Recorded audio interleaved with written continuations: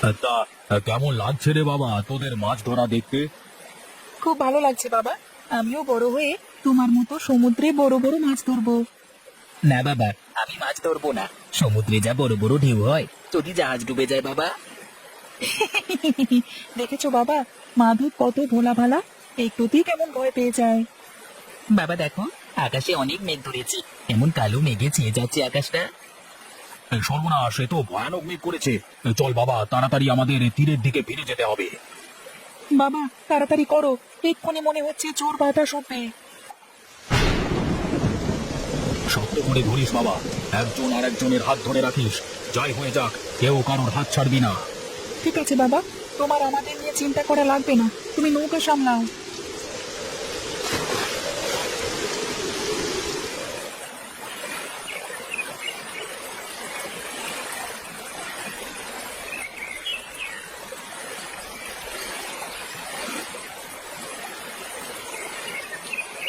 আরে, মনে হয় কোনো দুর্ঘটনার শিকার হয়েছে এই ছেলে দুটো।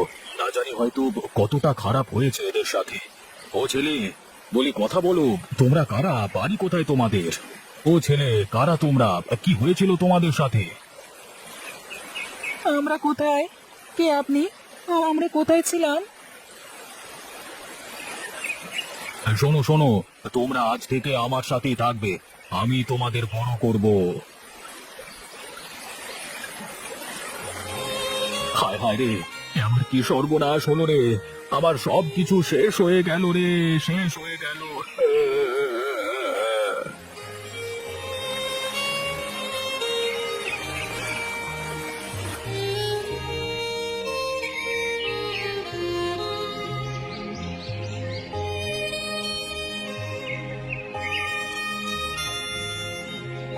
কি গো, রঘু আর মাধব কোথায়? ওদের দেখছি না যে।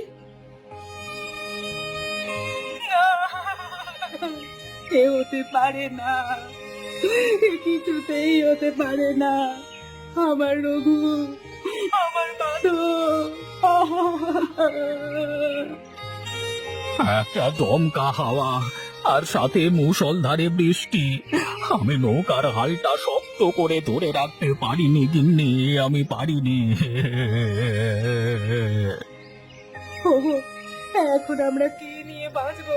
কিভাবে বাঁচবো? আমি যাব, আমি সব জায়গায় খোঁজ খবর নেব।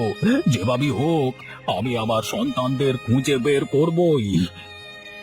ওগো, আমার যে বুকটা ফেটে যাচ্ছে গো, আমি যে ওদের ছাড়া থাকতে পারবো না। কষ্ট কি আমার কম হচ্ছে গিন্নি?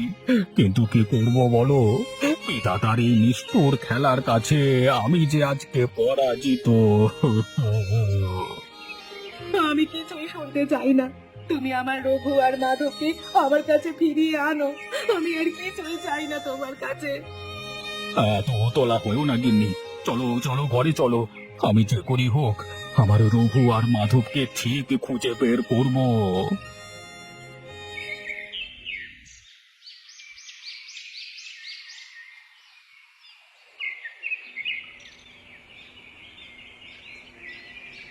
বাহ, তোমাদের এই পরিশ্রম দেখে সত্যি আজ আমি বড্ড খুশি। সবই আপনার দয়া সর্দার। আপনি না থাকলে আমরা এত কিছু কখনই শিখতে পারতাম না। বেশ, এখন তোমরা সবাই যুদ্ধ করবার মতো শক্তি আর কৌশল দুটোই অর্জন করেছো। এখন থেকে তোমরা যে যে যার জায়গা থেকে শত্রুর মোকাবিলা করবে আর সমুদ্রের বড় বড় জাহাজগুলো জব্দ করবে। কিন্তু সর্দার, এগুলো তো অন্যায়। আমি জানতাম আমার এই কাজে কেউ না কেউ একজন বাধা দেবে। আর আমি জানতাম যে মাধব আমার কথার সাথে একমত কখনোই হবে না। কিন্তু সর্দার, আমি বলছি, শোন মাধব, তুই যখন না খেয়ে ক্ষুধার যন্ত্রণায় কান্না করছিলিস, তখন কি কেউ তোর মুখে এক মুঠো খাবার তুলে দিতে এগিয়ে এসেছিল? এই আমি তোকে খাইয়ে বড় করেছি। আমাকে ক্ষমা করবেন সর্দার। আপনি যা বলবেন আমি তাই করব। ঠিক আছে, তোমরা তোমার অনুশীলন জারি রাখো। দেখো মাধব, এই যে আমরা এই গহীন বনে থাকি, না আছে আমাদের পরিচিতি, না আছে আমাদের কোনো অধিকার। কালকে যে কেউ এসে আমাদের যদি এখান থেকে চলে যেতে বলে, তখন আমাদের কি করতে হবে? আমি সব বুঝতে পেরেছি সর্দার। এই জন্যই আমাদের অনেক ধনসম্পদ লাগবে, অনেক শক্তি লাগবে। বেঁচে থাকবার অধিকার আদায় করতে হবে আমাদের। ঠিক আছে সর্দার, আজ থেকে আমি নিজেকে একজন যোদ্ধা মনে করব। যে কোনো সময় নিজের জান দিয়ে দিতেও আমি প্রস্তুত।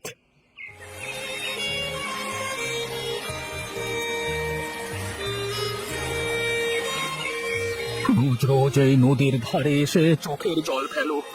এতটা বছর হয়ে গেল, কিন্তু আমার রঘু আর মাধবের কোনো খোঁজ পেলাম না। আমার মন বলে একদিন না একদিন আমার রঘু আর আমার মাধব ঠিক ফিরে আসবে। বিধাতার বিচার যদি সত্যি হয়, তাহলে হয়তো একদিন আমাদের সন্তানেরা ঠিক ফিরে আসবে। এখন চলো, বাড়ি চলো। আচ্ছা, এতদিনে বোধ হয় আমার রঘু আর মাধব অনেক বড় হয়ে গেছে, তাই না? হ্যাঁ গো, অনেক বড় হয়েছে। আমাদের সাথে থাকলে হয়তো এতদিনে তুমি ঠাম্মা হতে পারতে। আমি রোজ বিধাতার কাছে প্রার্থনা করি আমার সন্তানেরা যেখানেই থাকুক যেন ভালো থাকে, যেন ভালো থাকে, সুখে থাকে। তোমার চোখের জল আর পেলো না কিন্নি। তোমার চোখের জল দেখলে আমার নিজেকে বড় অপরাধী মনে হয়। মনে হয় যেন আমি নিজের হাতে তোমার সন্তানদের তোমার থেকে আলাদা করেছি। ওগো না না, কপালে যা লেখা ছিল তাই হয়েছে। হয়তো উনি চাইলে আমরা আবার আমার সন্তানদের ফিরে পাবো। চলো এখন বাড়িতে চলো।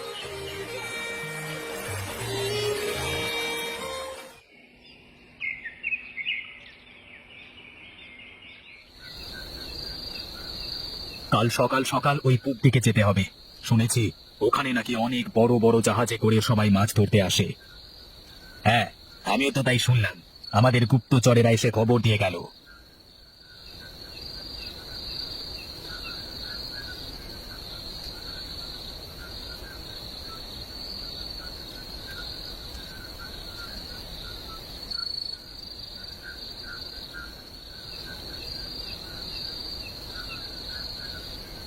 সর্দার, আপনি আপনি কেন কষ্ট করে আসতে গেলেন? আমাকে বললেই তো চলে যেতাম। না না, তার আর কোনো দরকার নেই। আমি তোমাদের দুজনকে কিছু কথা বলতে চাই। হ্যাঁ সর্দার, বলুন কি বলবেন। কাল আমাদের সবাইকে পূব দিকে যেতে হবে। সেখানে জেলেরা বড় বড় জাহাজে করে সমুদ্রের বড় বড় মাছ ধরে নিয়ে যায়। আমরা ওখান থেকে একটা জাহাজ ধরতে পারলেই আমাদের অনেক লাভ হবে। আপনি কোনো চিন্তা করবেন না সর্দার, আমি আর মাধব দুজনেই এ কাজ করতে পারবো। বোকার মতো কথা বলো না রঘু। জাহাজে তো মানুষ বেশিও থাকতে পারে, তাই তোমরা দুজন সাথে আরো কিছু লোক নিয়ে যাবে। ঠিক আছে সর্দার, আমরা সাথে আরো 4 জনকে নিয়ে যাব। যেভাবেই হোক আমাদের ওই জাহাজকে জব্দ করে নিয়ে আসতেই হবে। বেশ, এবার তাহলে তোমরা ঘুমিয়ে পড়ো। কালকে প্রস্তুতি নিয়ে একবারে বের হবে।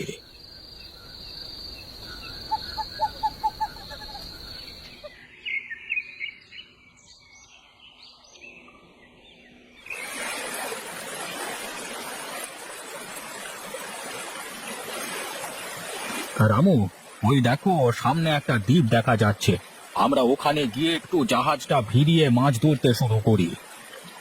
হ্যাঁ, তা করলে বেশ ভালোই তো হয়। ওই দ্বীপে জাহাজ ভেড়াও।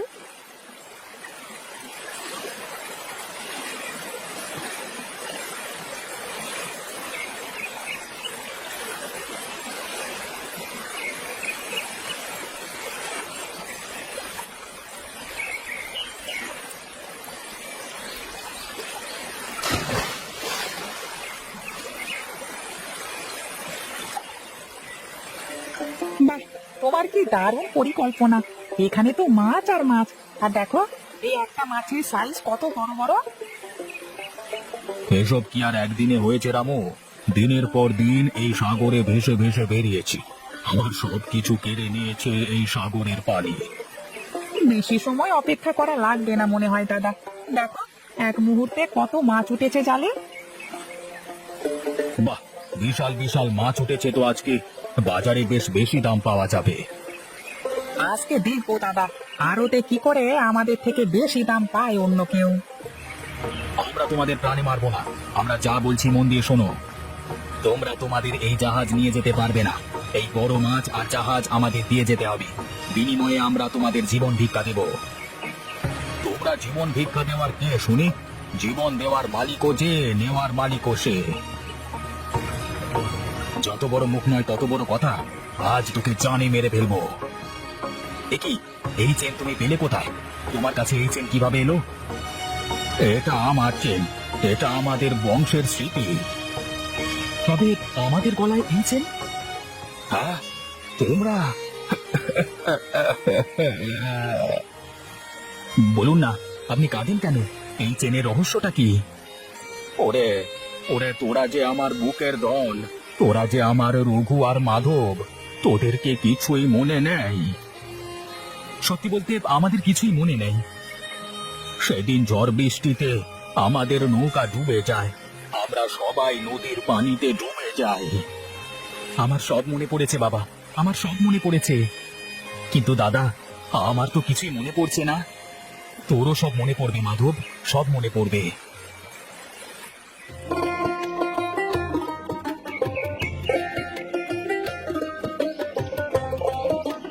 ওগো, দেখো কারা এসেছে।